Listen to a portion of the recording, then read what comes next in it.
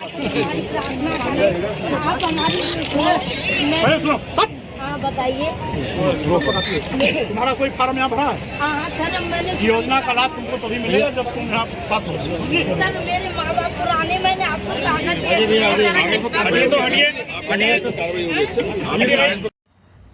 जय हिंद साथियों, आप सभी का बहुत बहुत स्वागत है हमारे वैचारिकी फाउंडेशन के जेके परिवार में।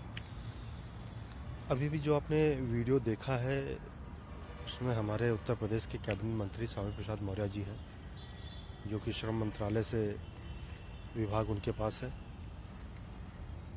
ये वीडियो मैंने कुछ दिन पहले अपने फेसबुक के किसी साथी के द्वारा शेयर किया गया था। मैंने उसे देखा, उस वक्त मुझे तो ये नहीं समझ में आ रहा था कि जो राजनेता अपने पद पे पहुंच जाते हैं तो क्या उनको बात करने का लहजा भी उनको नहीं पता रहता कि किस तरीके से क्या, कहाँ पे क्या बात करनी होती है। स्वामी प्रसाद मौर्य जी किसी चुनावी सभा में कुछ संबोधित करने गए थे, मुझे नहीं पता क्या चीज़ संबोधित करने गए थे, कोई झूठा वादा ही होगा जो संबोधित करने गए होंगे।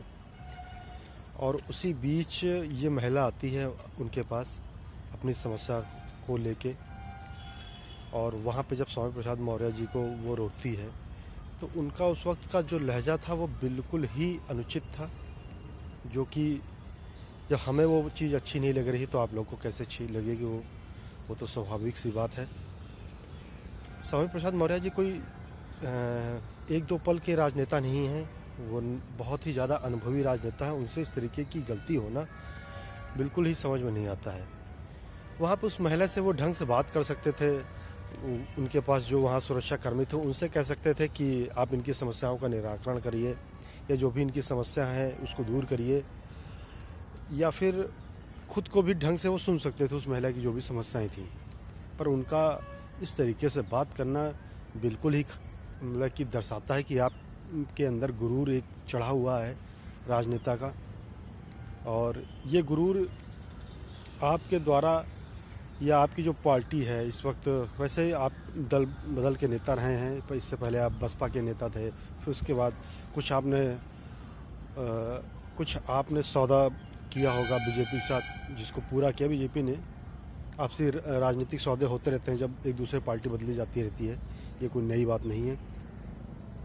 परंतु उस महिला की बात को वहाँ पर सुना जा सकता था, उसका समस्या का निराकरण किया जा सकता था, और अगर समस्या का निराकरण ना करते तो स्वामी प्रसाद मौर्य जी वहाँ झूठा चुनावी वादा है उसे दे देते। पर इस तरीके से भरी सभा में उसको अपमानित करना, ये तो मुझे कहीं भी समझ में नहीं आता है। और मित्रों, ये कहना चाहूँगा कि हमारे देश की जो इस वर्तमान स्थिति है, जो राजनेता है वो हम जनता को गुलाम जैसा महसूस करते हैं कि ये हमारे गुलाम हैं, हम इनके राजा हैं, और उसी तरीके का उनका पत्रा व्यवहार रहता है। पर जिस प्रकार से स्वामी प्रसाद मौर्य जी द्वारा ये कृत्य किया गया है बिल्कुल ही अशोभनीय है, और जहाँ तक मुझे आशा है कि सरकार इस पे ज़रूर कुछ न कुछ अपनी प्रतिक्रिया मंशा रखेगी, और अगर वो प्रतिक्रिया मंशा अगर नहीं भी रखती है तो कम से कम वो उस महिला के दर्द को समझ सके, उस महिला की बात को समझ सके और उसके समस्या का निराकरण कर सके। धन्यवाद। और नीचे जो वो सब्सक्राइब का बटन है ना, उसको हिट करो, जल्दी से करो सब्सक्राइब।